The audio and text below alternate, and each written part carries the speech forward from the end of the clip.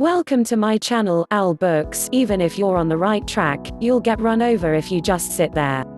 Will Rogers' extraordinary results. There is a natural rhythm to our lives that becomes a simple formula for implementing the one thing and achieving extraordinary results: purpose, priority, and productivity. Bound together, these three are forever connected and continually confirming each other's existence in our lives. Their link leads to the two areas where you'll apply the one thing, one big and one small. Your big one thing is your purpose and your small one thing is the priority you take action on to achieve it. The most productive people start with purpose and use it like a compass. They allow purpose to be the guiding force in determining the priority that drives their actions. This is the straightest path to extraordinary results. Think of purpose, priority, and productivity as three parts of an iceberg. With typically only 1/9 of an iceberg above water, whatever you see is just the tip of everything that is there. This is exactly how productivity, priority, and purpose are related. What you see is determined by what you don't. Productivity is driven by purpose and priority. The more productive people are, the more purpose and priority are pushing and driving them. With the additional outcome of profit, it's the same for business. What's visible to the public, productivity and profit, is always buoyed by the substance that serves as the company's foundation, purpose and priority. Personal productivity is the building block of all business profit. The two are inseparable. A business can't have unproductive people yet magically still have an immensely profitable business. Great businesses are built one productive person at a time. And not surprisingly, the most productive people receive the greatest rewards from their businesses. Connecting purpose, priority, and productivity determines how high above the rest successful individuals and profitable businesses rise. Understanding this is at the core of producing extraordinary results. Live with purpose. Life isn't about finding yourself. Life is about creating yourself. George Bernard Shaw. So, how do you use purpose to create an extraordinary life? Ebenezer Scrooge shows us how. Cold-hearted, penny-pinching, and greedy, a man who despised Christmas and all things that give people happiness, his last name a byword for miserliness and meanness, Ebenezer Scrooge might have been the least likely candidate to teach us anything about how to live. Yet, in Charles Dickens's 1843 classic A Christmas Carol, he does. The redemptive tale of Scrooge's transformation from stingy, callous, and unloved to considerate, caring, and beloved is one of the best examples of how our destinies are determined by our decisions, our lives shaped by our choices. He is secretive and solitary. No one ever stops him in the streets to say hello. No one cares, for he cares for no one. He is a bitter, mean, covetous old sinner, cold to the sight, cold to the touch, and cold of heart, with no thaw in sight. His life is a lonely existence, and the world is worse off for it. Over the course of the evening, the three spirits visit Scrooge to show him his past, present, and future. Through these visits he sees how he became the man he is, how his life is currently going, and what will ultimately happen to him and those around him. It's a terrifying experience that leaves him visibly shaken when he wakes the next morning. Not knowing whether it was real or a dream, but giddy upon discovering no time has passed, Scrooge realizes there is still time to alter his fate. In a joyous blur, he rushes into the street and instructs the first boy he sees to go buy the biggest turkey at the market and send it anonymously to the home of his sole employee, Bob Cratchit. Upon seeing a gentleman he'd once rebuffed for pleading charity for the needy, he prays for forgiveness and promises to donate huge sums of money to the poor. The next morning, Bob Cratchit, upon arriving noticeably late to work, is confronted by Scrooge. "What do you mean coming here at this time of day? I am not going to stand for this sort of thing any longer." Before this wretched news can sink in, the incredulous Cratchit hears him say, "And therefore I am about to raise your salary." Based on his purpose, his priority is straightforward: making as much money for himself as he can. Collecting coin is what matters to Scrooge. As a result, his productivity is always aimed at making money. When he takes a break from making it for fun, he counts it.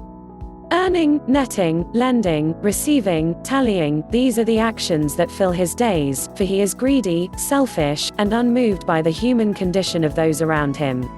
By Scrooge's own standards, he's highly productive in accomplishing his purpose. By anyone else's, it's simply a miserable life. This would be the end of the story, were it not for the perspective provided to Ebenezer by his former partner. Jacob Marley didn't want Scrooge to reach the same dead end he had. So, after the haunting, what happened to Scrooge? By Dickens's account, his purpose changed, which changed his most important priority, which changed where he focused his productivity. After Marley's intervention, Scrooge experienced the transformative power of a new purpose. So, who did he become? Well, let's look. As the narrative ends, Scrooge's purpose is no longer money, but people. He now cares about people. He cares about their financial circumstances and their physical condition. He sees himself happily in relationships with others, lending a hand any way he can. He values helping people more than hoarding money and believes money is good for the good it can do. What is his priority? Where he once saved money and used people, he now uses money to save people. His overriding priority is to make as much money as he can so he can help as many as he can. His actions. He is productive throughout his days, putting every penny he can toward others. The transformation is remarkable, the message unmistakable. Who we are and where we want to go determine what we do and what we accomplish. A life lived on purpose is the most powerful of all, and the happiest. Happiness on purpose. Ask enough people what they want in life and you'll hear happiness as the overwhelming response. Although we all have a wide variety of specific answers, happiness is what we most want, yet, it's what most of us understand the least. No matter our motivations, most of what we do in life is ultimately meant to make us happy. And yet we get it wrong. Happiness doesn't happen the way we think. To explain, I want to share an ancient tale with you. The begging bowl. Now, the beggar was no ordinary beggar but the king's past life master, who had promised in their former life, I will come to try and wake you in our next life. This life you have missed, but I will come again to help you. The beggar humbly replied, there is no secret. It is simply made up of human desire. One of our biggest challenges is making sure our life's purpose doesn't become a beggar's bowl, a bottomless pit of desire continually searching for the next thing that will make us happy. That's a losing proposition. Acquiring money and obtaining things are pretty much all done for the pleasure we expect them to bring. On one hand, this actually works. Securing money or something we want can spike our happiness meter for a moment. Then it goes back down.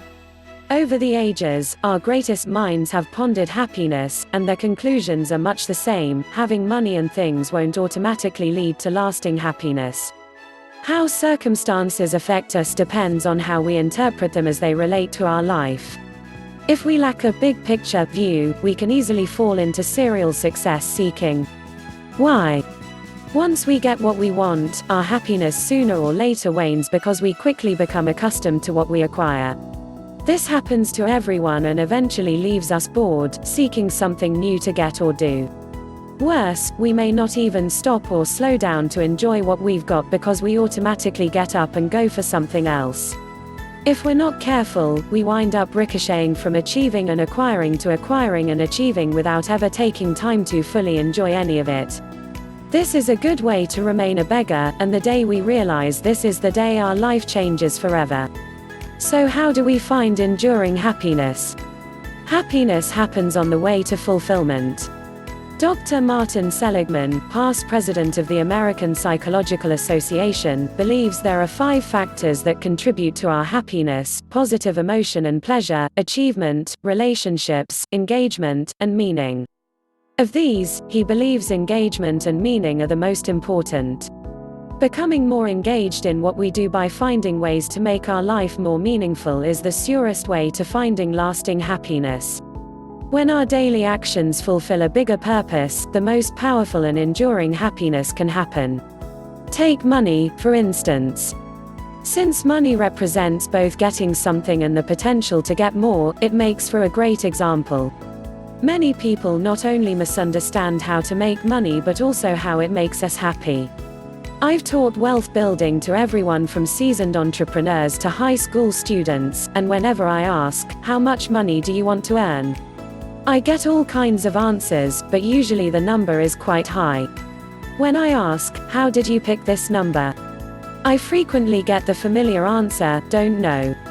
I then ask, can you tell me your definition of a financially wealthy person? Invariably, I get numbers that start at $1 million and go up from there. When I ask how they arrived at this, they often say, it sounds like a lot. My response is, it is, and it isn't. It all depends on what you do with it. I believe that financially wealthy people are those who have enough money coming in without having to work to finance their purpose in life. Now, please realize that this definition presents a challenge to anyone who accepts it. To be financially wealthy, you must have a purpose for your life. In other words, without purpose, you'll never know when you have enough money, and you can never be financially wealthy. It isn't that having more money won't make you happy. To a point, it certainly can. But then it stops. For more money to continue to motivate you will depend on why you want more. It's been said that the end shouldn't justify the means, but be careful, when achieving happiness, any end you seek will only create happiness for you through the means it takes to achieve it. Wanting more money just for the sake of getting it won't bring the happiness you seek from it.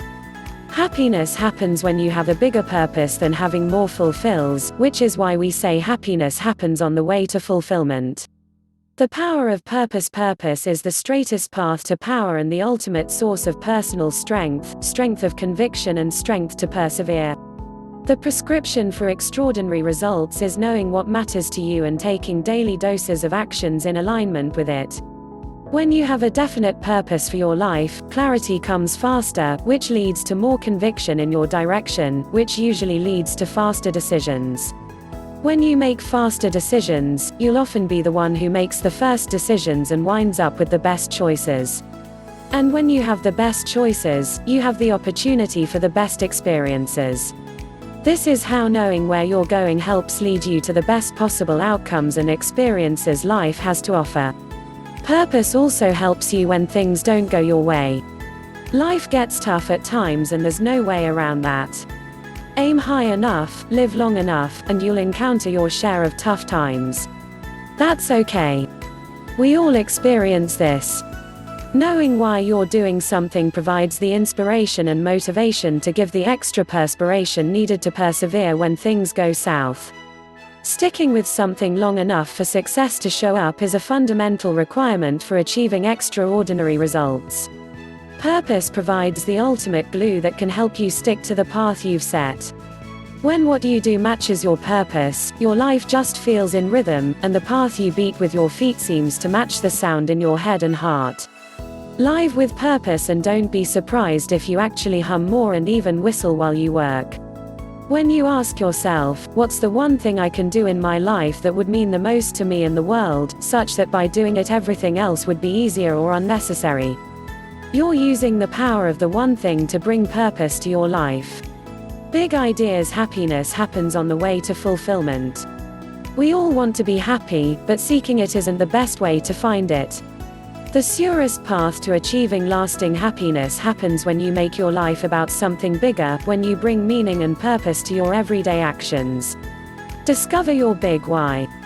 Discover your purpose by asking yourself what drives you. What's the thing that gets you up in the morning and keeps you going when you're tired and worn down? I sometimes refer to this as your big why. It's why you're excited with your life.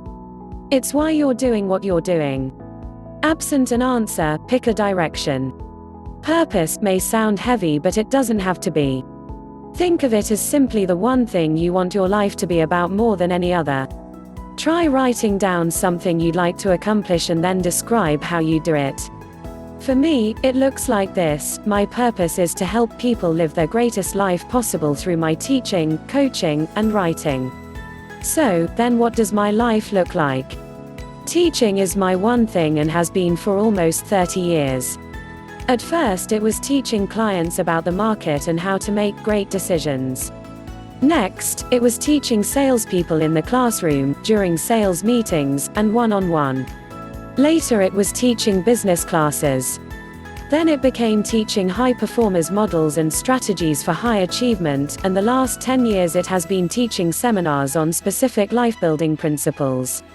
What I teach is what I then coach and is supported by what I write. Pick a direction, start marching down that path, and see how you like it. Time brings clarity, and if you find you don't like it, you can always change your mind. It's your life. Thank you for watching.